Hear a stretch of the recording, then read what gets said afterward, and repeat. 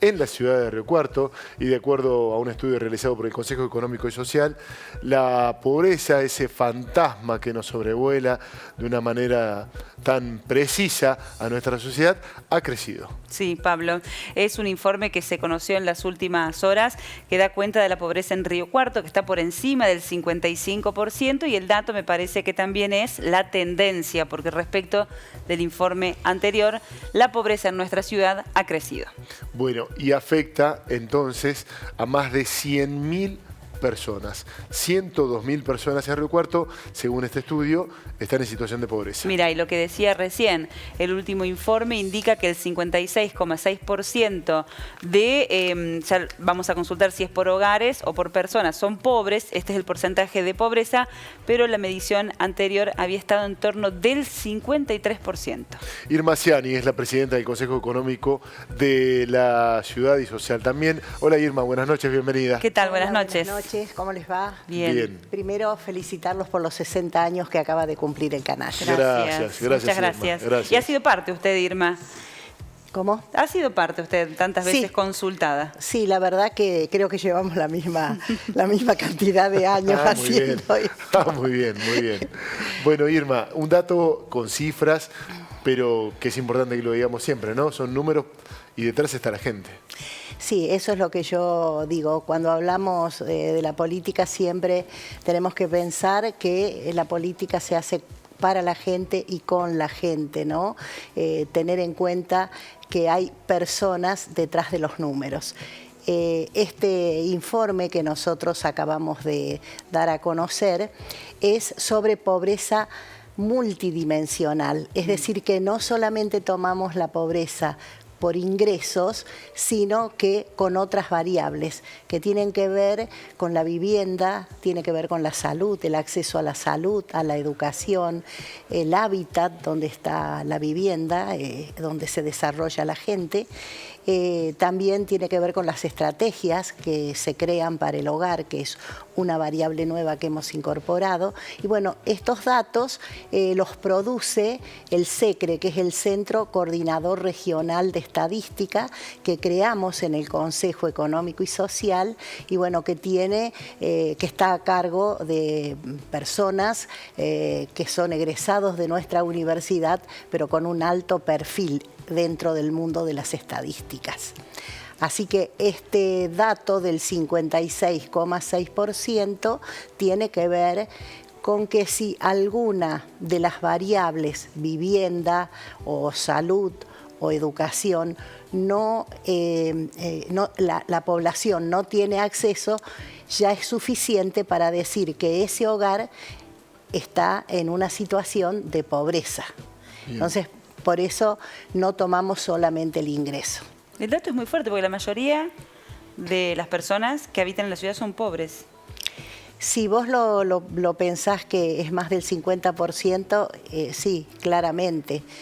Bueno, pero eso para producir estos datos es un proceso muy delicado, muy fino, con un margen de error muy pequeño si lo hay. Si hay un margen de error. O sea, es muy difícil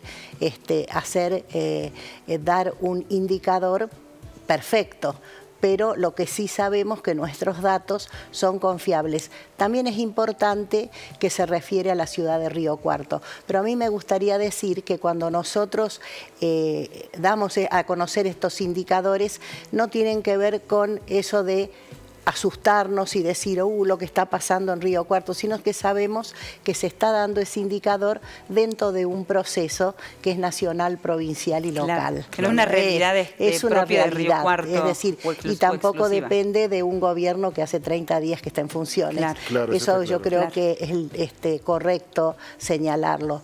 Estos datos pertenecen al último trimestre de 2023 y el primer trimestre de 2024 y se están tabulando los nuevos indicadores. En ese marco, ustedes que trabajan en la estadística, pero también muy en el mano a mano y con las historias a cuestas de cada persona, digo, para terminar de darle contexto a esto, diremos que estamos en el núcleo productivo del país y que tengamos este tipo de problemas con la pobreza.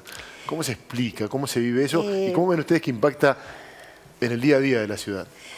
Nosotros justamente analizando esto, sabemos que hay una parte que corresponde a la implementación de políticas públicas para ir resolviendo los problemas más urgentes, pero también toda la sociedad, la gente que está en la producción, en el sistema productivo, en el sector servicios, tiene que ver en esto. Nosotros estamos también constatando y dando a conocer los índices de empleo.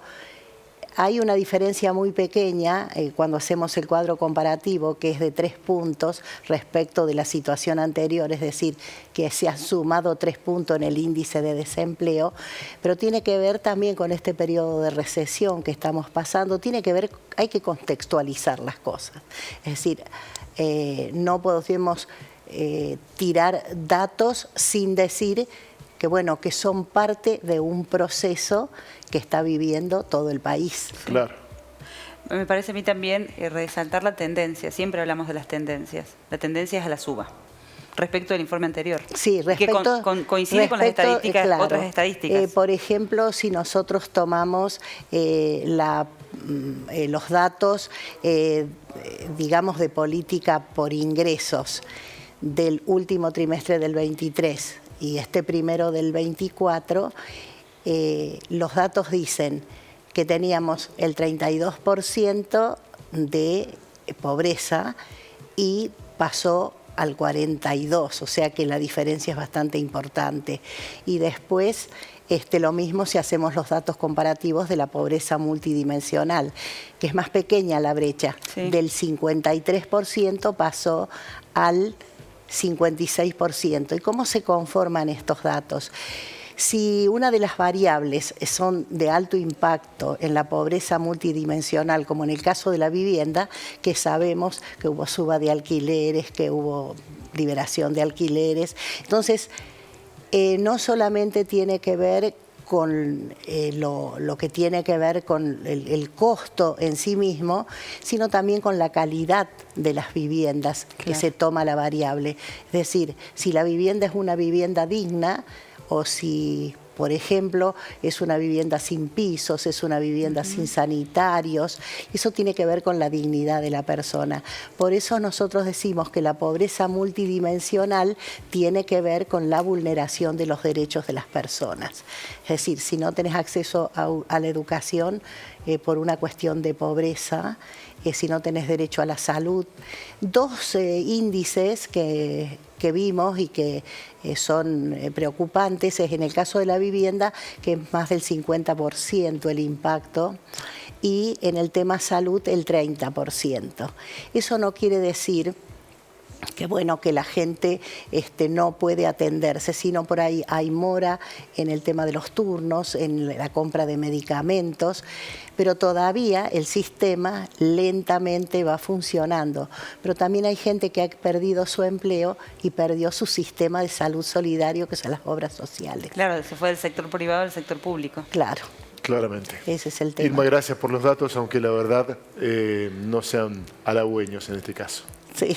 Por supuesto, pero tengamos fe y paciencia y ver si esto se puede revertir, porque creo que el pueblo está dando muestras realmente de tener una paciencia bastante importante en este caso.